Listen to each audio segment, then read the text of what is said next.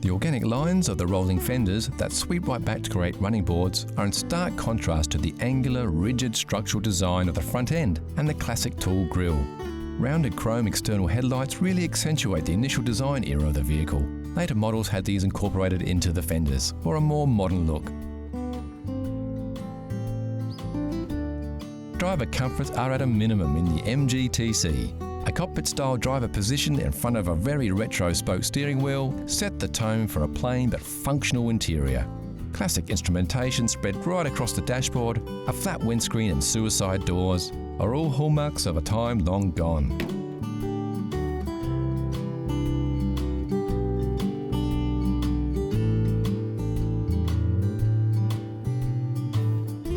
Under the hood, the MGTC was no muscle car, using the same power plant as the Morris 10. This was the X-Pac engine first released in the late 1930s. Featuring 4 cylinders at 1250 cc's. With overhead valves, it produced a modest 54.5 horsepower at 5,200 RPMs. It was a reliable workhorse though, and had enough juice to keep the driver in that low cockpit flying around the corners.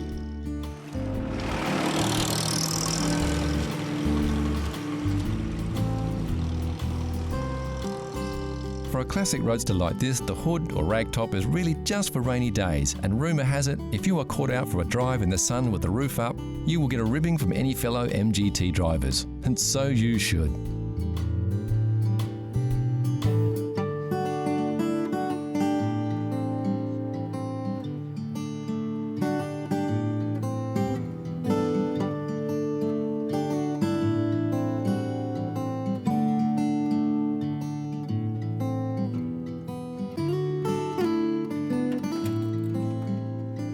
The MGT stayed in production until 1955. Over 56,000 cars, and 21 years later it was replaced by the MGA.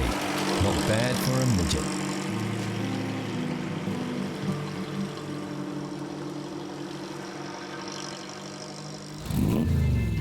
Here's a challenge for all you classic car fans. Know Your Chrome gives you a peek at some close-ups of classic chrome. Look at the shapes. Do you recognise the lines? Can you tell which car sports this shiny styling? It's too early for clues, but we can tell you it's a car, it's a classic, and it's very, very cool. Look closely, and we'll give you more hints later in the show. Next on CC, the Classic Car Show. An exciting way to land yourself a classic car. A great Jag of tomorrow, and our buyer's guide to Porsche.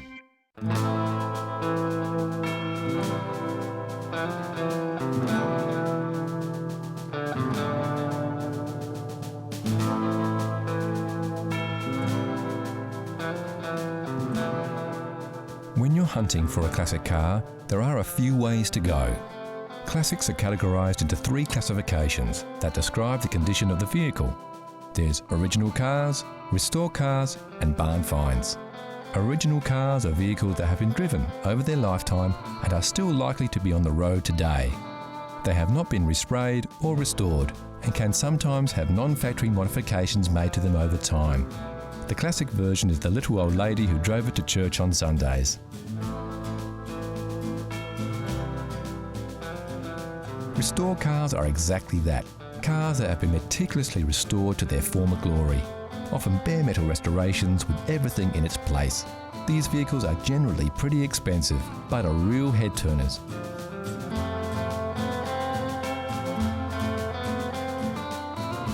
There is, however, a much more exciting way to land yourself a classic car. Much like hunting for treasure, you can keep an eye out when travelling in the country for the elusive barn find. But what is a barn find? A barn find is generally exactly that. It's something that's found in a property or an old barn. Its condition may be good, but in most cases it's generally pretty poor because it's been used and in many cases abused. You have to remember these cars have probably gone through many hands before they've finally ended their days sitting in a barn. The barn find can be an exciting experience. It's not unusual to discover more than one car in a large barn, and sometimes they are in excellent condition. More often than not though, the barn finds are a whole lot of hard work. The general state of a barn find can be not too bad if it's been kept or at least preserved to some extent by sitting in the barn. However, in many cases, it may mean that there have been rats inside the car and they've eaten the upholstery, they've laid nests in the upholstery. In some cases, other wild animals have got into the car, or in some cases, people have taken the doors off and allowed the car to be used as a sort of chook shed or something. So the interior of the car can be in a really, really appalling condition. The exterior of the car might not be too bad, but then again, if it's had years of rust, etc., then it's decayed quite a bit.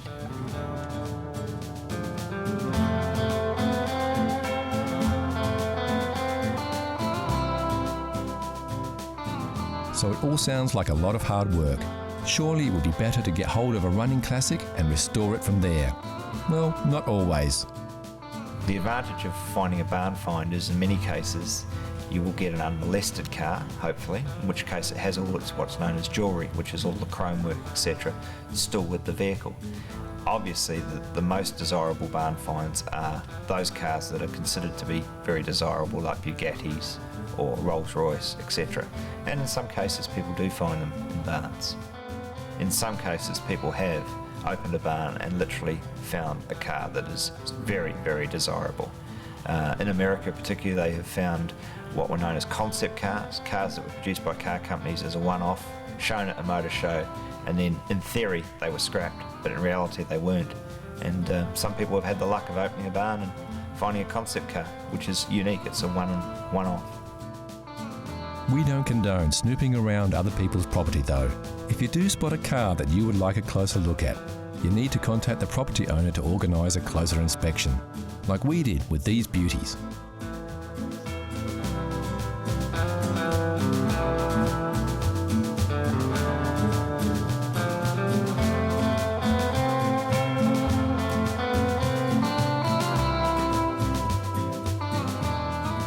Classic car fans will always be searching for those elusive treasure moments, but they don't come along often. And remember not to get too excited by a rusting hulk in a shed somewhere, unless you really, really love it, or it's a collector's car.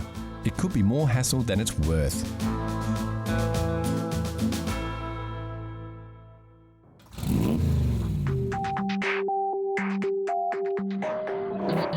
Today's Classic of Tomorrow is from a British car maker with an enviable list of true classic cars under its belt.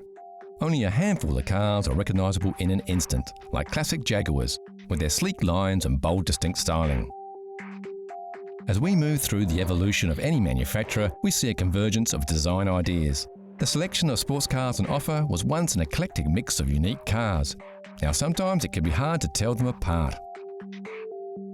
This is the Jaguar XKR. In the grand tradition of high-powered performance Jaguars, it's a supercharged 5-litre V8 that packs quite a punch. Designed by Ian Callum, the man behind the styling of the Aston Martin Vantage.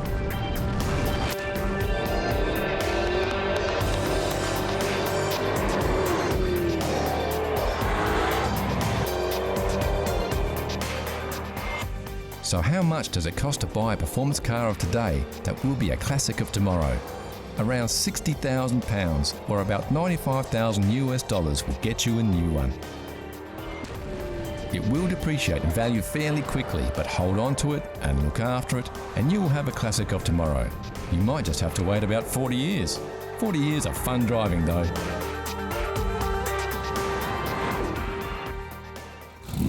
So you've always dreamed of owning a Formula One race car, tearing around the track at 200 miles an hour. But maybe you just don't have the millions to spare. So it's time to look for something a little more practical that will still fuel your high-octane dream, like a Porsche 911. Yeah. We took a look around to see just how deep your pockets need to be to get behind the wheel of one of the most successful competition cars of all time. Since its introduction in 1963, the Porsche 911 has undergone continuous development, but the basic concept has remained the same, with its rear-engine design and independent rear suspension. The most notable change was the introduction in 1998 of a water-cooled engine, replacing the previously air-cooled power plant. Although there are always many risks that require thorough research when buying second-hand cars, many Porsche 911 owners are generally enthusiasts who have taken good care of their vehicles. Woo!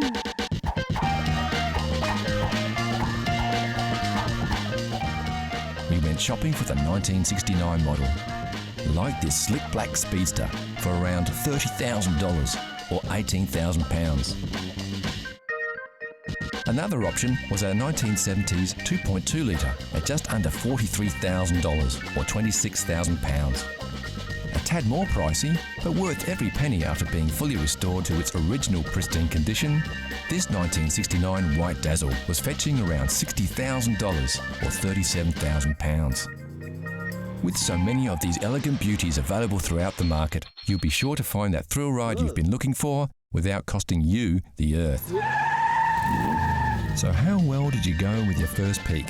How well did you know your chrome? Here's a quick update. Did you guess it right away, or are you still pondering? Take a look at these shots. We're showing you a little more of the car here, so you should be able to pick it. The answer is coming soon.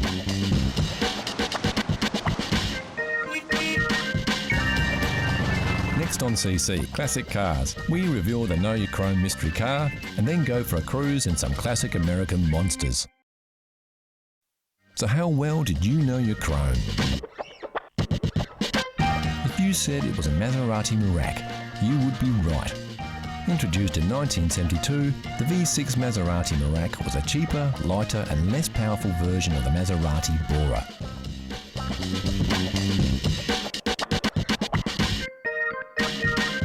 With a lower weight ratio and better weight distribution, the Merak may have had less power, but it handled far better than its V8 counterpart. Ladies, Gentlemen, the magic of the past doesn't last. what we want to see Is the magic of the present. The new Oldsmobile.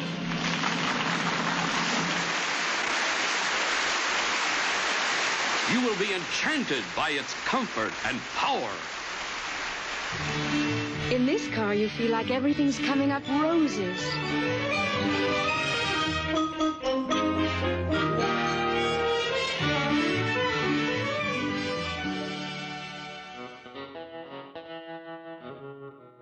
Some may say that they just don't make them like they used to, and in the case of this pair of 1960 Yank tanks, they definitely don't. Oldsmobiles were produced from 1949 until 1999 as a division of General Motors, and from 1950 to 1974, the 88 was the division's top-selling line.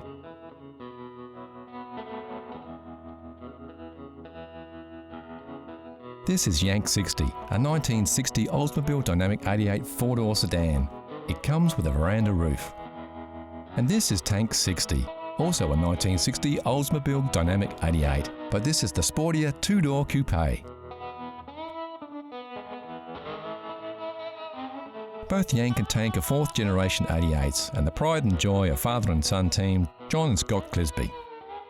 I've had the Oldsmobile for probably 10 years now. Bought it locally. My father's was actually a 50th birthday present, so he's had his for about 10 years as well. So yeah, it's quite good fun. Almost matching cars, same year, same make, same model. The fourth generation models were completely restyled by General Motors with a longer, lower and wider body, which was promoted as the linear look by the American manufacturer. Other changes included a new grille and taillights, a revised rear design and a modernised instrument panel. These cars were built for cruising, with a soft suspension and turning circle of a jumbo jet, and a larger-than-life personality.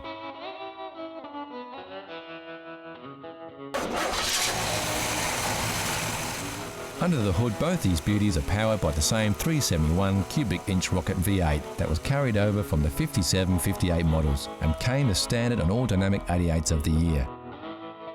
While many cars of the time feature bigger and sharper fins and tons of chrome, the fourth generation 88s featured a more subdued look with subtle oval fins and much less chrome.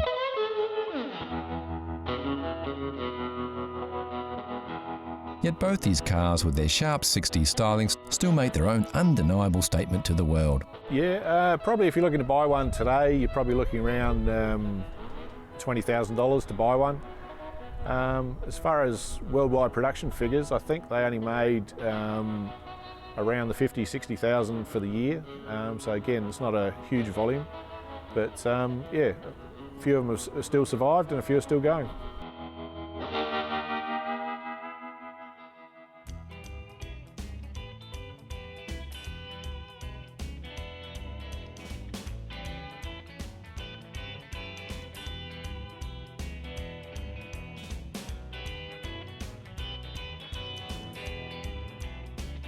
The driving experience is great and they're so easy to handle, with power steering that makes these giants surprisingly responsive. They're also very comfortable, with a 6-way power seat that adjusts your driving position backwards, forwards, up or down, a feature not fitted as standard on many modern cars. For a 1960 car, it's got power seats. It's a pillarless car, which means you can wind down the windows and have no door pillars. They come with an electronic eye, which is a headlight sensor gadget, gizmo from the 60s. And yeah, it's a large V8, automatic, very comfy to ride around in, very drivable car.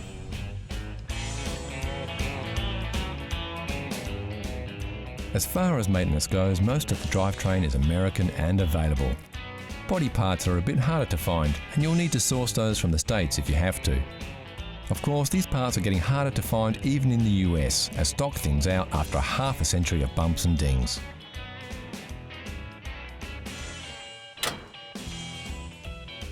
General tuning and maintenance is pretty straightforward though, and you should be able to get most components over the internet or even locally.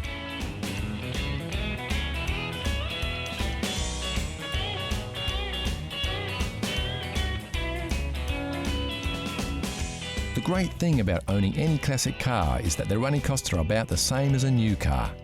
Yep, they sure don't make them like they used to, but at least, with a few classics still doing the rounds, the good news is that they don't have to.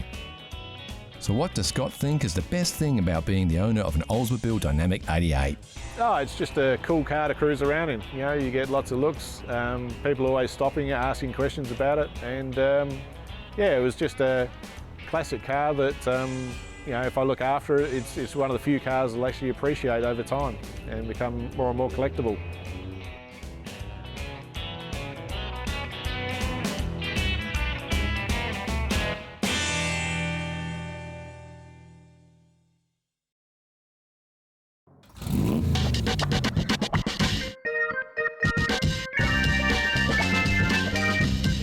Classic cars are everywhere, from the much-loved runabout to the rare and valuable collector's items.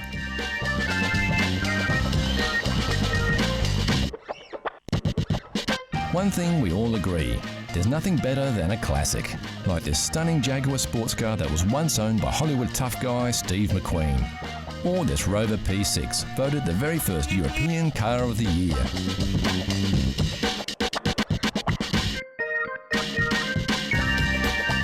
Of course, you don't have to be rich to drive a classic. You just have to love classic cars.